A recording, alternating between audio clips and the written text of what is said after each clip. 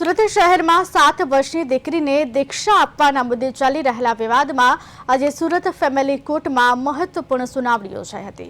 દીકરીના પિતાએ દીક્ષા આપવા બાબતે કોર્ટમાં અરજી દાખલ કરી હતી, જ્યારે દીકરીની માતાએ દીકરીને હાલ દીક્ષા ન આપવામાં આવે તે માટે જો કે એફિડેવિટ દાખલ કરી વિરોધ નોંધાવ્યો હતો।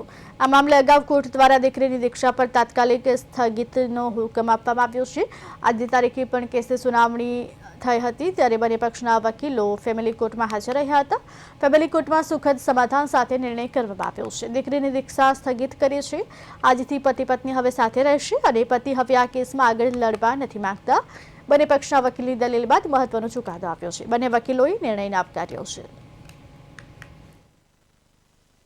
સકારાત્મક રીતે મહેતા મેડમે પ્રયત્ન કર્યા અને પ્રયત્નોના આધારે પતિ પત્નીએ સાથે રહેવાનું નક્કી કર્યું છે અને એ મુજબને સમજૂતીનો કરાર બનાવવામાં આવ્યો। આજે સમજૂતીના કરાર આજે નામદાર કોર્ટ રૂબરૂ રજૂ રાખવામાં આવ્યા અને એના આધારે પતિ પત્ની સાથે રહેશે અને જે મુખ્ય અરજી છે એ 6 તારીખે સ્વાતિ મેડમ એને વિડ્રો કરશે અને જ્યાં સુધી 2 બચ્ચાઓનો સવાલ છે તો મેડમે જે પ્રયત્ન કર્યા છે તો આઈ એપ્રિશિએટ હર એફર્ટ કે મેડમે એક જૈન સમાજના એડવોકેટ તરીકે એમને જે પ્રયત્ન કરવો જોઈતા હતા 100% પ્રયત્ન કરીને જે નાનો મુદ્દો હતો એ નાનો મુદ્દો જ દીક્ષાનો મુદ્દો ચર્ચાએ ખૂબ ગંભીર રીતે સમાજની અંદર છવાઈ ગયેલો હતો, પરંતુ આ કેસની અંદર બાળકીની ઉંમર ખૂબ નાની હોય, પતિ પત્ની હવે સ્વેચ્છાએ સમાજના વડીલોને આગેવાનોને બધાની હાજરીમાં એક સારો સુખદ સમાધાન અને બંને વકીલો પોઝિટિવ રહી અને નિકાલ કર્યો છે।